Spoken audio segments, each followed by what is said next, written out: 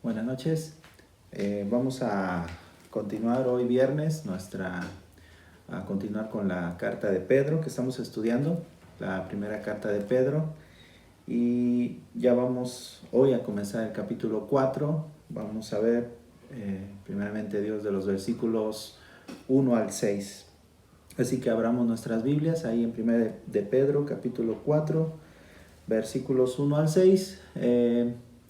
Y bueno, vamos a leerlo y que el Señor nos guíe en este tiempo. Dice así: puesto que Cristo ha padecido por nosotros en la carne, vosotros también armaos del mismo pensamiento. Pues quien ha padecido en la carne terminó con el pecado, para no vivir el tiempo que resta en la carne, conforme a las concupiscencias de los hombres, sino conforme a la voluntad de Dios. Baste ya el tiempo pasado para haber hecho lo que agrada a los gentiles, andando en lascivias, concupiscencias, embriagueces, orgías, disipación y abominables idolatrías. A estos les parece cosa extraña que vosotros no corráis con ellos en el mismo desenfreno de disolución y os ultrajan. Pero ellos darán cuenta al que está preparado para juzgar a los vivos y a los muertos. Porque por esto también ha sido predicado el Evangelio a los muertos, para que sean juzgados en carne según los hombres, pero vivan en espíritu según Dios. Vamos a orar. Señor, tú eres suficiente en todo y en todo momento, Señor. Rogamos tu dirección en esta tarde, en esta noche. Señor, sé con nosotros, alumbra nuestro entendimiento, inclina nuestro corazón a tu palabra, abre nuestros ojos para que podamos ver las maravillas de tu ley. Y Señor, sácianos conforme a tu palabra. Ayúdanos, Señor, tu Espíritu Santo pues sea nuestra guía en cada momento, en cada pensamiento, en cada palabra. Y Señor, a través de este tiempo que nuestro corazón sea fortalecido, nuestra fe sea fortalecida, Señor, y nos ayudes para poder ver las cosas a la luz de tu Evangelio, a la luz de tu palabra. Señor, que podamos ver nuestra vida a la luz de tu palabra y que podamos, Señor, gozarnos también, Señor, en todo momento a la luz de lo que nos enseñas que somos y de la esperanza a la cual nos has llamado, Señor. Ayúdanos en cada versículo, tu Espíritu Santo nos dé entendimiento. Lo pedimos y te damos gracias en el nombre de Cristo Jesús. Amén. Muy bien, entonces vamos ahí en el capítulo 4 y dice el versículo 1, puesto que Cristo ha padecido por nosotros en la carne. Aquí en el versículo 1 está conectando de nuevo con el pensamiento que ha venido abordando en el capítulo 3 y en especial los últimos versículos. Cuando dice, puesto que Cristo ha padecido por nosotros en la carne, está haciendo una alusión casi de una forma específica al versículo 18, donde Pedro les acaba de decir a los hermanos que Cristo, viviendo una vida perfecta, una vida sin pecado, estuvo dispuesto a vivir de tal manera y a padecer de una forma injusta y de sufrir de una forma injusta para ganar darnos una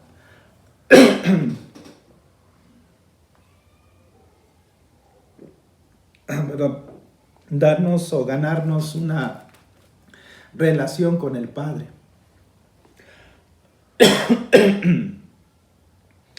Ay, perdón, un poquito la garganta.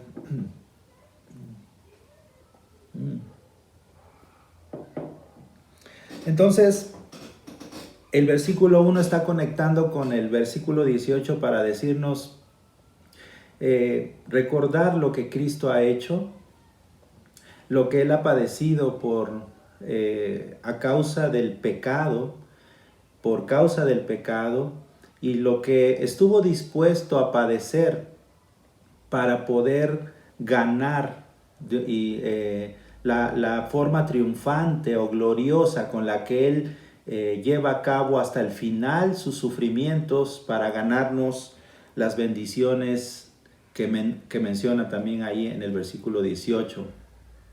El poder tener una relación con Dios, el poder tener una esperanza de una comunión eterna con Dios. Y entonces en el versículo 1, ahí del capítulo 4, dice, Cristo padeció de esta manera, de una manera sacrificial, injusta, gloriosa, triunfante. Pero dice, siendo que Cristo ha padecido así, dice, vosotros también armaos del mismo pensamiento. Es decir, lo que ahora Pedro quiere es que ellos tengan en su corazón, en su mente, el mismo pensamiento, lleven la misma, se alisten del mismo sentir que hubo en Cristo, del mismo pensamiento que hubo en Cristo. Ahora, para saber cómo debe o qué es lo que debe de imitar el creyente acerca de Cristo, creo que nos tenemos que hacer la pregunta, ¿cuál fue el pensamiento de Cristo que debe ser imitado, abrazado por los creyentes? Porque Pedro está diciendo aquí, tomando en cuenta el ejemplo de Cristo en el sufrimiento, también ustedes deben armarse del mismo pensamiento. Entonces, ¿cuál fue el pensamiento de Cristo que debe ser imitado y abrazado por los creyentes? Está relacionado tiene relación obviamente con esto que mencionamos, con el versículo 18. Es este pensamiento o esta determinación de seguir adelante, de luchar adelante, de seguir luchando, de permaneciendo en santidad, en fidelidad a Dios, a pesar del sufrimiento. Y aún aunque el sufrimiento culminara con nuestra muerte, o culminara con la muerte de los creyentes. Entonces, porque este fue el pensamiento de Cristo.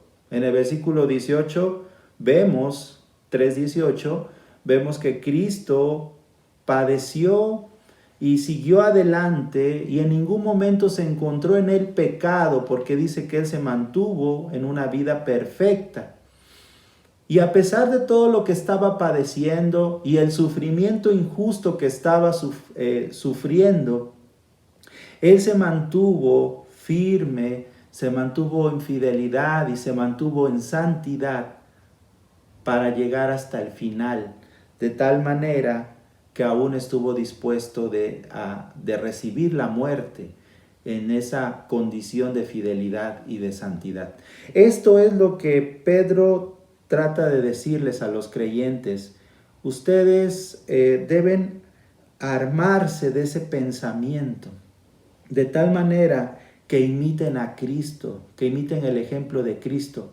Estar con tal determinación en su mente, en su corazón, de seguir adelante a pesar del sufrimiento, guardándose en una vida de fidelidad, en una vida de santidad, apartada del pecado, aunque esto sea de por medio que les cueste la muerte. Esto es lo que está animándoles el apóstol, porque conocemos que las circunstancias de los hermanos que están viviendo este tiempo son circunstancias difíciles, y les dice, ánimo, sigan adelante con fidelidad como Cristo se mantuvo fiel y sin pecado hasta el final. Y dice, versículo 1, pues quien ha padecido en la carne en la carne terminó con el pecado. Es decir, creo que lo que dice esta última parte es ellos estaban manifestando a través del sufrimiento que habían tomado una determinación en cuanto al pecado. Es decir, el sufrimiento, al aceptar el sufrimiento, estaban manifestando la determinación que en su corazón había de seguir adelante hasta el final, de mantenerse sin pecar o de una lucha contra el pecado, porque esta fue la determinación de Cristo también, el haber resuelto en su corazón mantenerse en fidelidad y en santidad a Dios, le hizo eso hacer evidente a través de su vida, a través de aceptar el sufrimiento, que había tomado esa determinación en su corazón. Y eso es lo que está diciendo aquí Pedro. Les está diciendo, bueno, ustedes tomen esa determinación en su corazón por la obra del Espíritu Santo en sus vidas, determinen eso que también hubo en Cristo, seguir adelante en una relación apartada del pecado, en no tener relación con el pecado. Y aunque eso signifique que se mantengan probablemente en una condición de seguir sufriendo. Creo que este versículo 1 es una paráfrasis, o encuentro una paráfrasis como en Gálatas 2:20, donde dice que con Cristo estoy juntamente crucificado, dice el apóstol Pablo. Y ya no vivo yo, mas vive Cristo en mí. Y lo que ahora vivo en la carne, lo vivo en la fe del Hijo de Dios, el cual me amó y se entregó a sí mismo por mí. Con Cristo estoy juntamente crucificado y ya no vivo yo, mas vive Cristo en mí. Y lo que ahora vivo en la carne, lo vivo en la fe del Hijo de Dios, el cual me amó y se entregó a sí mismo por mí. Es esta determinación, es este imitar a Cristo, el ser como el Maestro, de decir, no caminaré en el pecado como antes caminé. Ya no habrá esta característica de mi vida que antes era conocido de una manera, ya no más. Esta determinación que es una obra del Espíritu Santo en la vida del creyente y que está dispuesto a pesar de las circunstancias difíciles, a pesar de la lucha contra todo los que alrededor le llevan a querer seguir empujándolo al pecado, incluso una lucha que tiene que ver principalmente en su propio ser, en su propia carne. Dice, estoy dispuesto, no importa lo que cueste o el sufrimiento que cueste, yo lo que vivo en la carne lo voy a vivir en la fe del Hijo de Dios que murió por mí y se entregó por mí.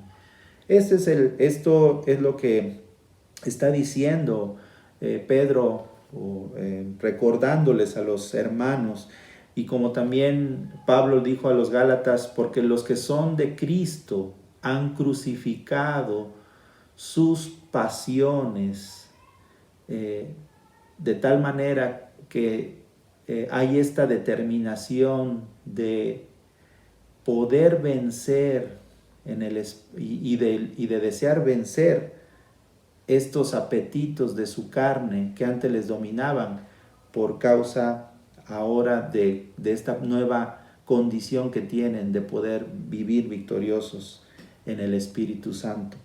Y entonces Pedro les anima a que sigan adelante en esto.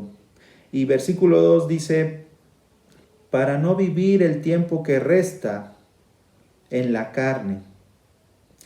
El tiempo que resta está diciéndoles que como habían iniciado, debían de terminar. El tiempo que resta es como una exhortación de Pedro de decir, no solamente por un tiempo sea esto en sus vidas, sino hasta el final, de principio a fin, el tiempo que resta de sus vidas, desde que conocieron al Señor, que les caracterice ese pensamiento como el de su Maestro, de mantenerse fiel y en santidad hasta el final, de principio a fin. Habla de la importancia que es no solamente comenzar la carrera de la fe, de no solo comenzar esa lucha contra el pecado, sino permanecer en esa lucha contra el pecado y determinar esa carrera de la fe.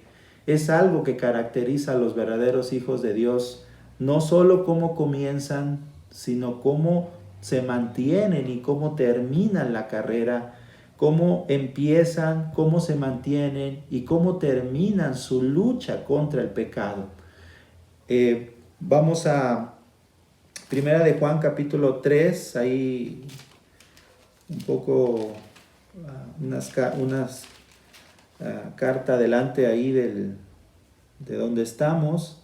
Y recuerdan este versículo que Juan también dice, haciendo alusión a lo que estamos hablando, dice 1 Juan 3:9, todo aquel que es nacido de Dios no practica el pecado, porque la simiente de Dios permanece en él y no puede pecar porque es nacido de Dios.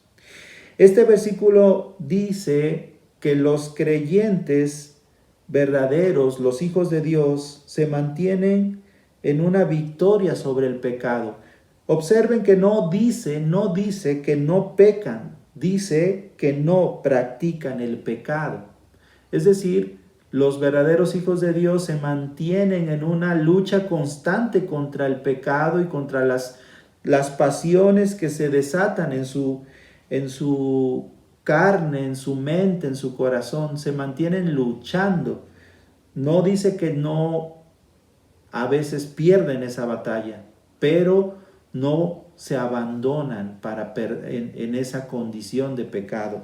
Por ello, aquí Pedro, regresando ahí al versículo 2, les dice, vivan el tiempo que resta con esta determinación, porque eso caracteriza a los verdaderos hijos de Dios.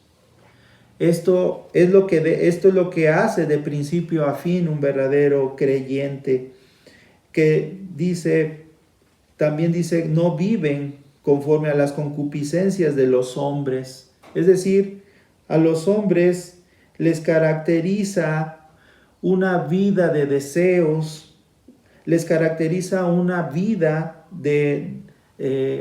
una forma de vida en la que le dan rienda suelta a sus deseos. Y entonces en el versículo 2 dice, ustedes no vivan conforme a los deseos que les caracterizan a los hombres, refiriéndose a los no creyentes, sino conforme a la voluntad de Dios. Ahora, los que no tienen a Cristo, los que no tienen al Espíritu Santo, los que no tienen una relación con Dios, les caracteriza que son esclavos de sus concupiscencias, que no pueden dominarlos, como dice también ahí el apóstol Pablo en Romanos 8, dice Romanos 8:7, dice, por cuanto los designios de la carne son enemistad contra Dios, porque no se sujetan a la ley de Dios, ni tampoco pueden.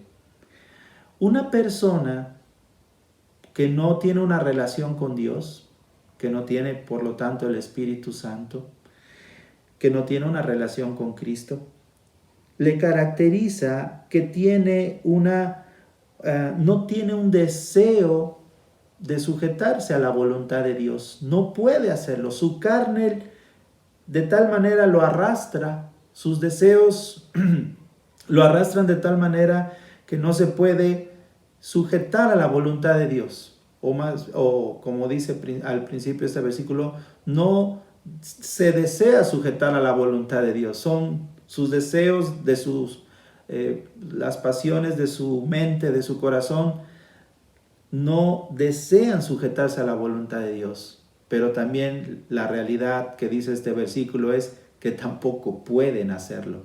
Es decir, ni desean ni pueden sujetarse a la voluntad de Dios. No pueden vivir conforme a ella y por eso les caracteriza una vida atrapada por sus pasiones. Y lo que está diciendo Pedro aquí en el versículo 2, ustedes no vivan así, no, este no fue el ejemplo de Cristo. Ustedes tienen la capacidad por el Espíritu Santo en sus vidas de vivir conforme a la voluntad de Dios. Así que háganlo de esta manera, vivan de esta forma. Y entonces en el versículo 3 les dice, en el versículo 3 les dice aquí, Pedro, baste ya el tiempo pasado para haber hecho lo que agrada a los gentiles. Creo que les está recordando, por si en algún momento alguien podía titubear, ya no más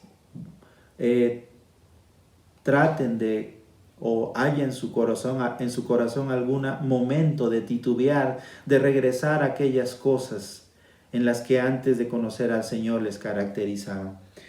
Es como recordar no más esto en su vida. Nos hace recordar también cuando Pablo está hablando a la iglesia de Roma, también les está diciendo, oigan, cuando ustedes miran a su vida pasada y todo lo que hicieron, ¿no recuerdan todas esas cosas vergonzosas? Aquellas cosas que ahora, a la luz del Espíritu Santo, que les hace ver el pecado de una manera que antes no lo veían, ¿no les avergüenza esas cosas? O está diciendo todas aquellas cosas que antes practicaban, de seguro les avergüenzan. Estoy haciendo una paráfrasis ahí de Romanos 6. Entonces, lo que está diciendo Pedro es, baste ya el tiempo pasado para vivir como vivieron en el tiempo en el que no conocían al Señor. De ninguna manera traten o pierdan esa perspectiva de seguir adelante como el Señor Jesucristo lo hizo. Ese tiempo pasado para haber hecho lo que agrada a los gentiles. Esta expresión de los gentiles es una expresión que hace alusión a los incrédulos, como no creyentes, cuando vivían como los no creyentes, cuando vivían en incredulidad. Y les describe de alguna manera allí lo que caracteriza a los no creyentes o a los incrédulos, que era quizás una característica de muchos de los que están escuchando o están leyendo esta carta que Pedro les envía. Y dice, baste ya el tiempo pasado para haber hecho lo que agrada a los gentiles, andando en lascivias. Esta palabra tiene que ver con el aspecto de una vida desenfrenada. A los no creyentes, y quizás muchos de ustedes, hermanos, Pedro les está diciendo, les caracterizaba una vida de desenfreno en todo en lo que hacían, una vida arrastrada por sus concupiscencias. Y dice, andando en lascivias, concupiscencias, que habla precisamente de las pasiones que les arrastraban, esta vida de pasiones pecaminosas, embriagueces. La vida de muchos de los que estaban leyendo esta carta estaba probablemente llena de un pasado de vidas que habían perdido la batalla constantemente contra el alcohol, que les dominaba el alcohol o todas estas bebidas enervantes, ¿verdad? Que no solo destruían la vida de los hombres que la practicaban, sino como lo vemos ciertamente, quienes practican o son dominados por este tipo del alcohol, vemos la vida no solo de ellos destruida, sino la vida de sus familias, la vida, la integridad de su propia, de ellos mismos, la seguridad de sus familias, las circunstancias de necesidades y hasta de pobreza extrema que lleva una vida que está dominada por este tipo de cosas. Y aquí podríamos poner no solo dominados por el alcohol, sino todas aquellas cosas similares al alcohol y drogas, y ahora que podemos, que son quizás más características ahora de estos tiempos y que llevan a una vida destruida. Dice, ya no vivan, ya no les caracterice siquiera el pensar tomar un camino como quizás muchos de ellos caminaron. Dejen atrás esto. Y dice orgías. Ciertamente era una práctica de estas prácticas sexuales abominables, donde había una destrucción de su cuerpo en un ser esclavo del aspecto sexual. Esto no les caracterice. Disipación. Es esta vida en la que la diversión es puesta por sobre todo. Las personas que no conocen del Señor ponen la diversión por sobre todas las cosas, es decir, por sobre sus responsabilidades, por sobre sus obligaciones, incluso aquellos que tienen obligaciones tan sensibles como el cuidar de su familia. Lo que caracterizaba o caracteriza a los que no son creyentes es poner la diversión y los placeres por encima de sus obligaciones, de sus responsabilidades con sus hijos, con su familia, con su trabajo. Todas estas cosas que ahora cada vez más con el tiempo hay una fuerte batalla para que incluso los creyentes pueden ser atraídos con tal de no ser diligentes para la responsabilidad que Dios les pide que lleven a cabo. Y dice, y abominables idolatrías. Ciertamente todas las cosas anteriores que mencionó Pedro son aspectos que en algún sentido espiritual eran un tipo de idolatría. Es decir, el que lo que les caracteriza a los no creyentes, como les caracterizaba quizás a muchos de estos hermanos en su incredulidad, era que el placer, las pasiones, el sexo, el alcohol o el vino, les eran prácticamente como su Dios, ¿verdad?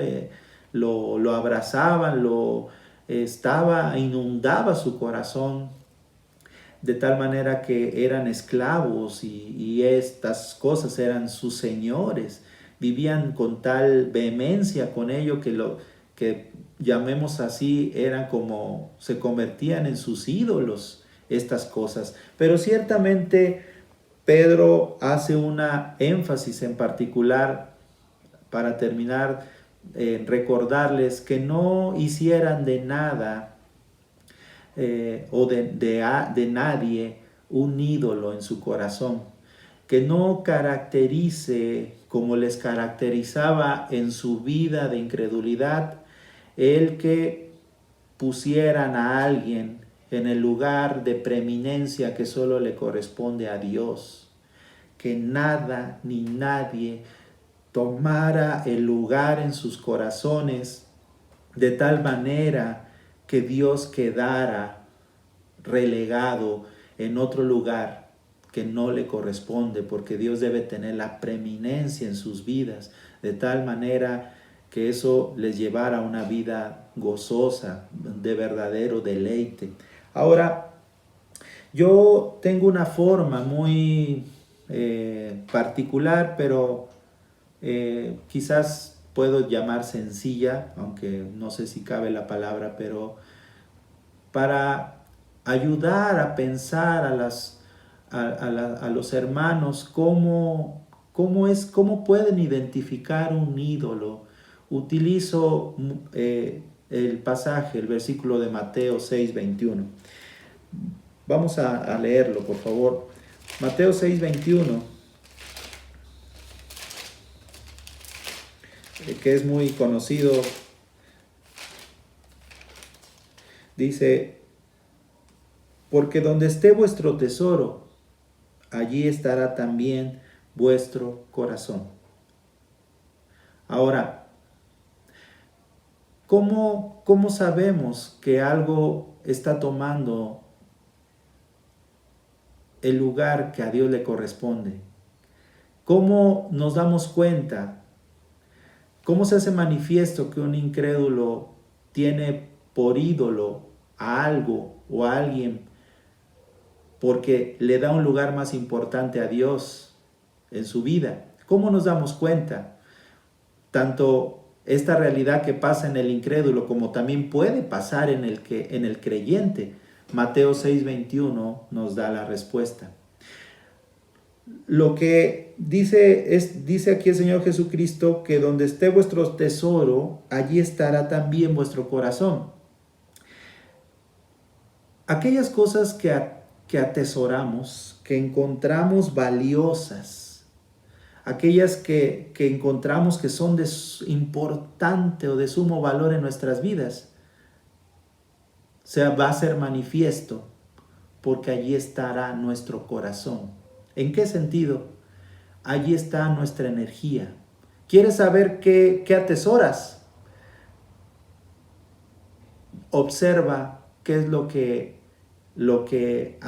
dónde estás invirtiendo tu tiempo, dónde estás invirtiendo dónde está tu gozo, dónde está tu deleite, dónde estás gastando la vida, qué es lo que te caracteriza, qué es lo que te está casi hasta definiendo.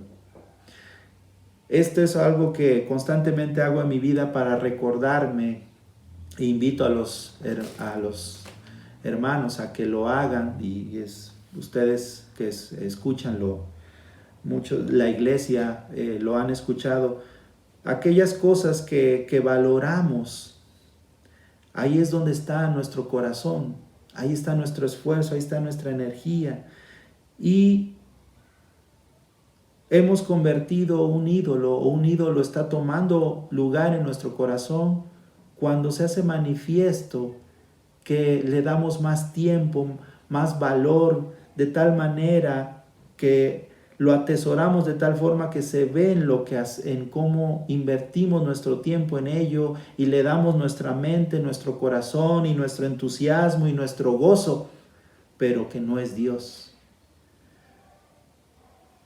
Creo que esto es una forma de poder nosotros hacer una evaluación en nuestras vidas, y es lo que también creo que Pedro les está diciendo a los creyentes, que nada tome en su corazón el valor más importante que Dios, que nada ni nadie ocupe el lugar de preeminencia que solo le corresponde a Dios, que su corazón, su deleite, su valoración de Dios esté por sobre todas las cosas y por sobre toda persona o cosa, para que no caigan en un aspecto de ídolos en su corazón, que solo les llevará a vivir una vida de no vivir la vida plena que Dios quiere, de seguir adelante en esa carrera.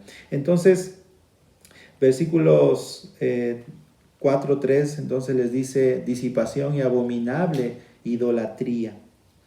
Así que, versículo 4, a esto les parece cosa extraña, a los incrédulos, cuando se refiere a estos, dice a los incrédulos, a los no creyentes, les parece cosa extraña que vosotros no corráis con ellos en el mismo desenfreno de disolución. Fíjense lo que está diciendo, que a los no creyentes les causa tal asombro, incluso parece ser que la expresión tiene que ver, cosa extraña, con un aspecto de, no, les irrita, les llega a molestar, no solo les asombra, sino que les irrita, les molesta, les incomoda que vosotros los creyentes no corráis con ellos en el mismo desenfreno de disolución y os ultrajan. Les irrita que no corran hacia el pecado como ellos corren.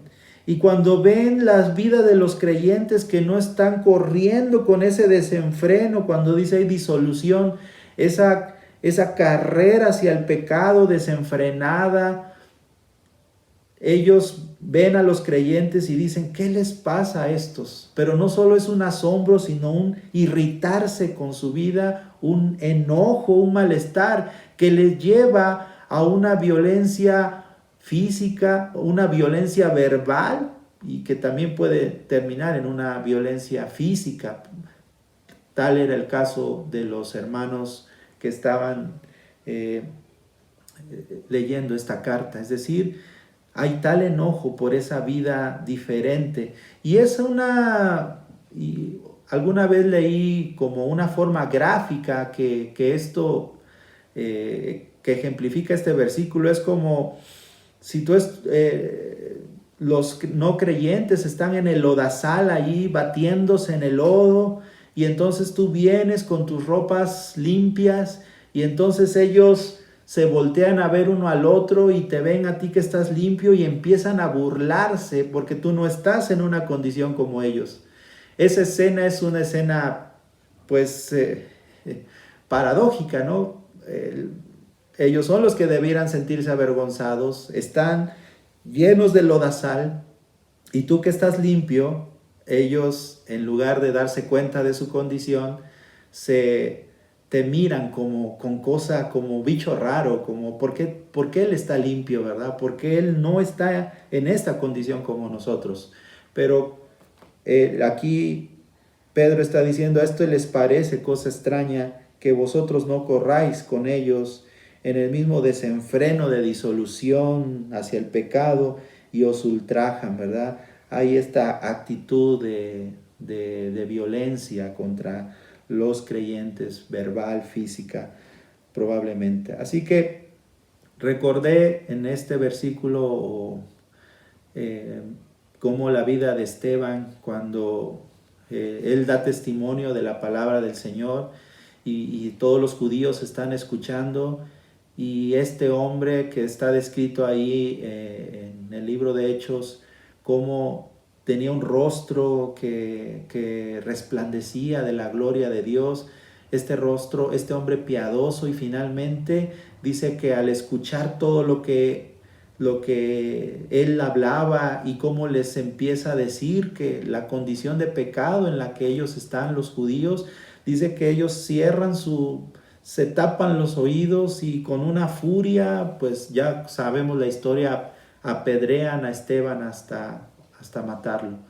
Y bueno, es el mismo caso del Señor Jesucristo. Si hubo un hombre piadoso, santo, que debió ser digno de haber sido elevado como rey desde el primer momento en el que pisó esta tierra, de ser adorado, ese fue nuestro Señor Jesucristo, pero conocemos cómo fue ultrajado de diferentes maneras por los judíos, su corazón se llenaba de envidia contra él, lo aborrecían de tal manera que les tiene que decir a sus discípulos, a mí me aborrecieron, a ustedes los aborrecerán.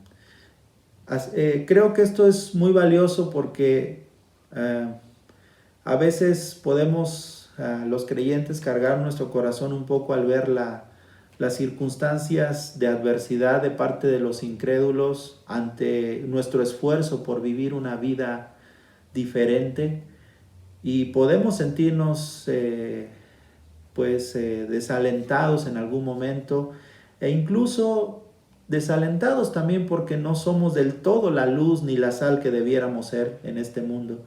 Pero recordar que si alguien vivió una vida santa, perfecta y llena de amor y de gracia y de misericordia, como nuestro Señor Jesucristo, aún así Él fue tratado de una forma tal, bueno, nosotros no podemos esperar algo diferente.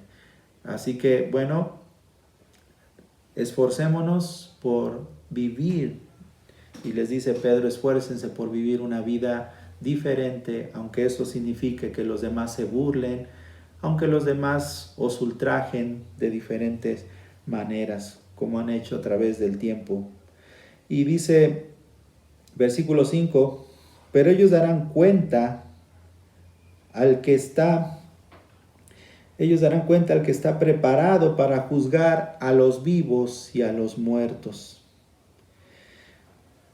Tarde que temprano, el mal y el pecado será totalmente condenado y juzgado.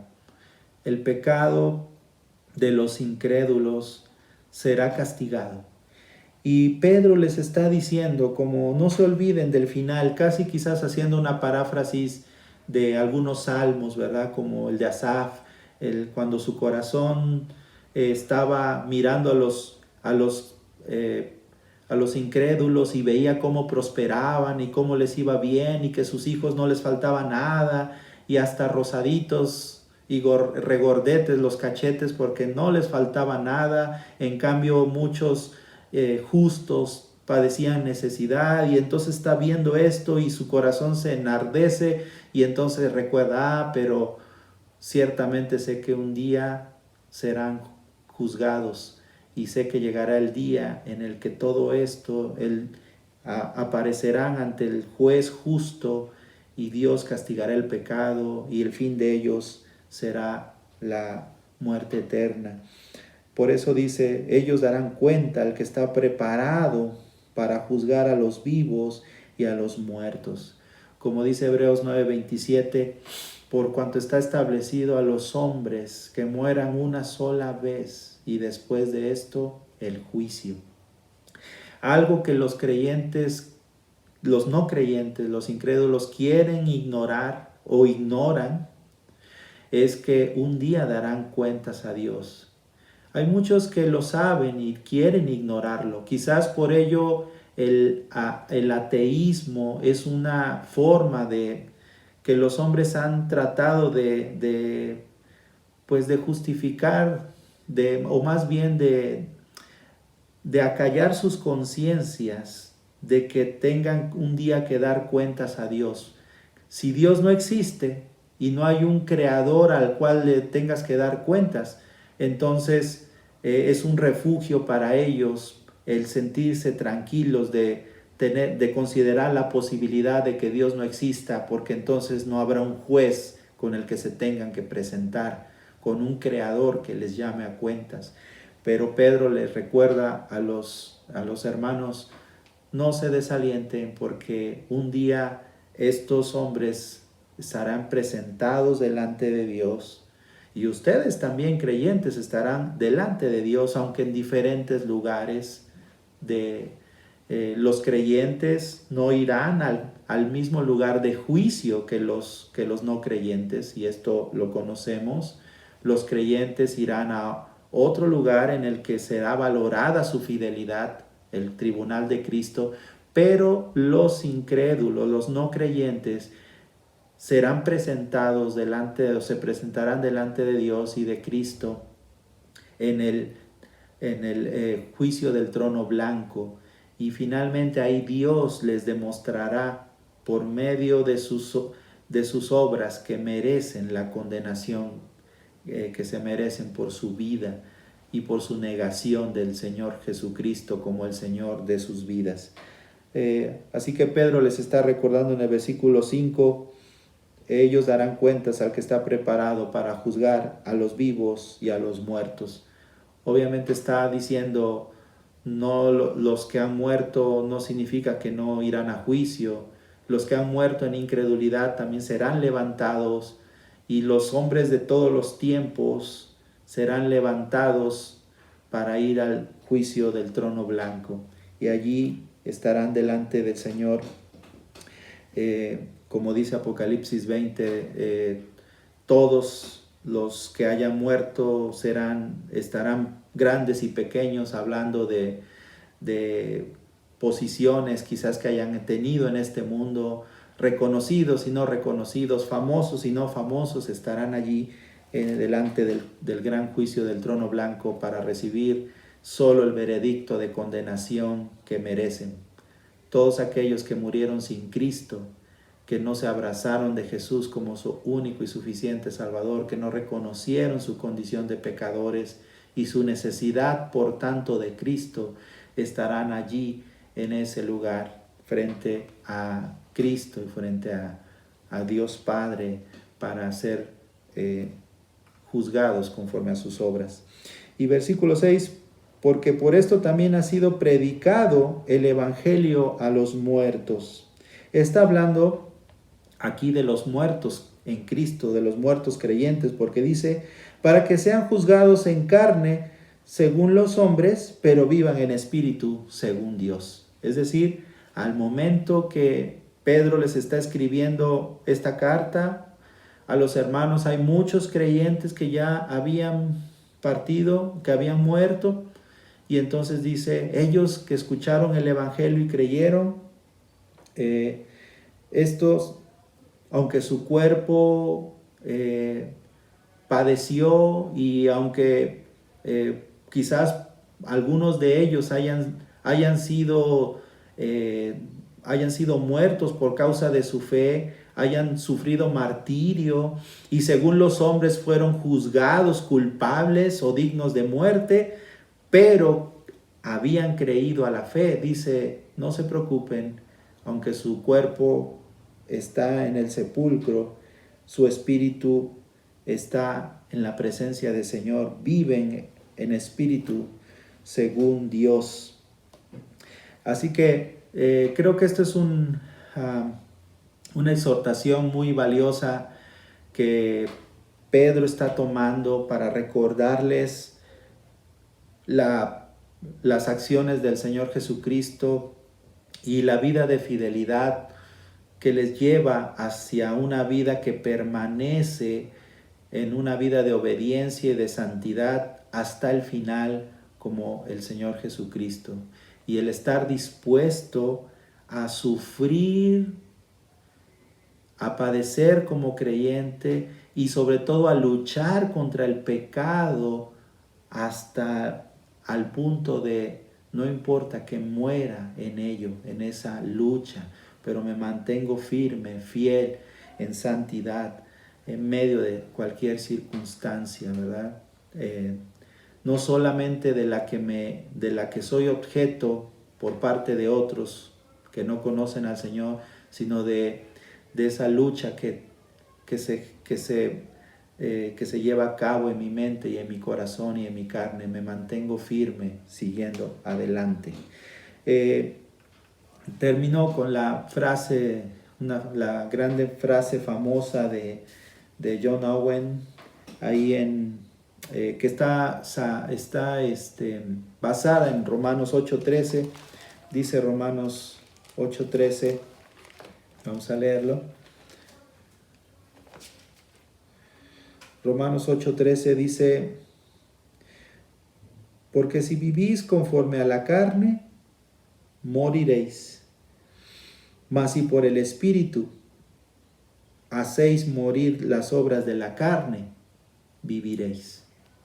Y entonces este autor dice, si no matas al pecado, el pecado te matará a ti. Haciendo alusión al hecho de mantente matando al pecado. ¿Cómo lo puedes matar al pecado? Cuando se presente con toda su fuerza en tu mente, en tu corazón, para apartarte de la voluntad de Dios, dice, por medio del Espíritu Santo. Y por medio del Espíritu Santo que obra a través de la palabra de Dios. Es decir, el Espíritu Santo que usa la palabra de Dios y que te da la victoria para que puedas dar muerte al pecado. Dice, mantente matando al pecado, si no el pecado te matará a ti.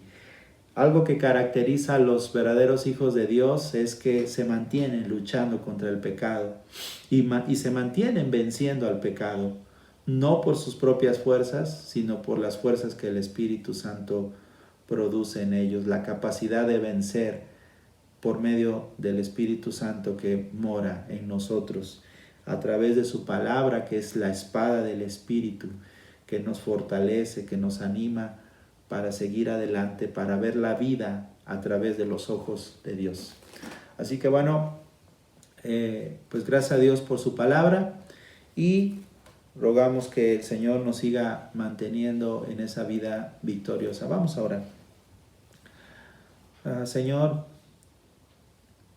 ayúdanos a cada día tener ese pensamiento como el de nuestro Señor Jesucristo, esa mirada puesta delante de Él, mirándote a ti, mirando el gozo eterno que le hizo mantenerse firme en medio de todo lo que estaba padeciendo, en medio de todo el sufrimiento que vivió, y que, Señor, en cualquier momento Él pudo decir ya no más, pero se mantuvo fiel hasta el final, recordando que ese sufrimiento traería grandes bendiciones y glorias, no solo el que Él fuera exaltado a la gloria eterna en tu presencia, sino el que llevaría muchos hijos a la gloria, a esta comunión eterna contigo. Señor, ayúdanos a tener este pensamiento de mantenernos firmes, fieles hasta el final.